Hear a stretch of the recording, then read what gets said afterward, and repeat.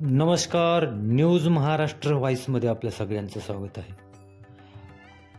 20 तारखेला Maharashtra assembly elections 2024चे झालेले आहेत आणि 23 तारखेला निकाल आहेत. विविध सर्वे करणाऱ्या एजन्सीजनं आपले सर्वे जाहीर केलेले आहेत. नेमकं महाराष्ट्रात कोणत्या आघाडीचं सरकार बनेल, महायुती सरकार स्थापना करेल की महाविकास आघाडी सरकार स्थापना करेल, अपक्षांचा किती वाटा असेल, तिसरी आघाडी काय करेल, प्रहार,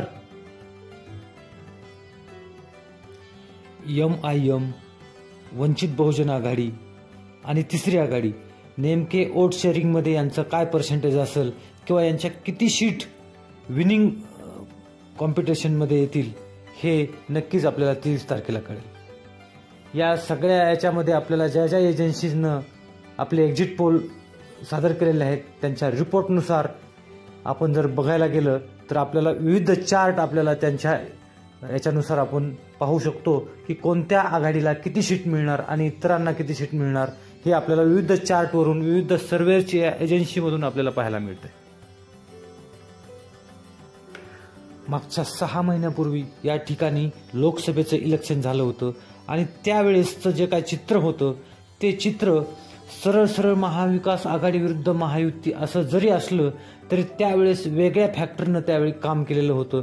त्यामुळं त्यावेळी जे काय मतदान झालं होतं, ज्या काय वेळी मतदानाचा जो टक्का होता तो विधानसभेला कामाला येईल का काय अशा प्रकारचं चित्र असतानाच लोकसभेचं गणित आणि विधानसभेचं गणित अगदी विरुद्ध दिशेला गेलेलं आपल्याला बघायला मिळतं. लोकसभेच्या वेळी मराठा आरक्षण आंदोलनाचा फटका, तसेच ज्यावेळी केंद्र सरकारच्या विरोधातील जे नेरेटिव्ह होते ते हिंदू विरोधी किंवा मुस्लिमांच्या बाबतीमधलं केंद्रातले जे काय स्टेटमेंट असतील किंवा संविधानाच्या बद्दल दलितांच्या मनातलं जे काही स्टेटमेंट असेल आणि महाराष्ट्रातला मराठा आरक्षणाचा मुद्दा, हे 3 फॅक्टर लोकसभेला कामी आले होते. हे लक्षात घेता महायुतीतले जे काही घटक आहेत त्यांनी उमेदवार देताना विधानसभेला जो चाणक्षपणा वापरला तो चाणक्षपणा महायुतीच्या कामाला येताना आपल्याला या एक्झिट पोलवरून दिसतो.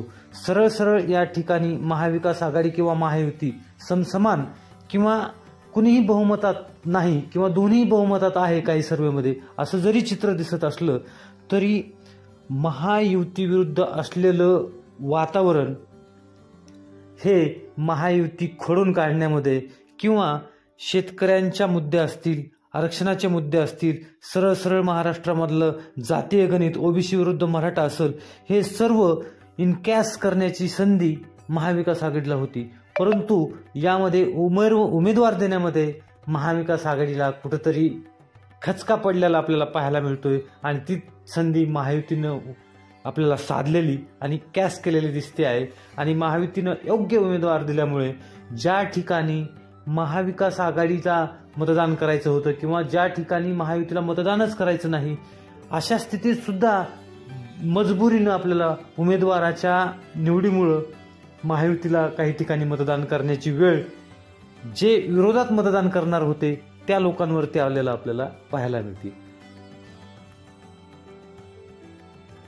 म्हणून या विविध पोलच्या नुसार आपल्याला नक्कीच महाराष्ट्राचा अंदाज आला असेल नेमकं महाराष्ट्रात काय स्थिती असेल आणि ते नक्कीच आपल्याला 23 तारखेला 12 वाजेपर्यंत आपल्याला लक्षात येऊन जाईल.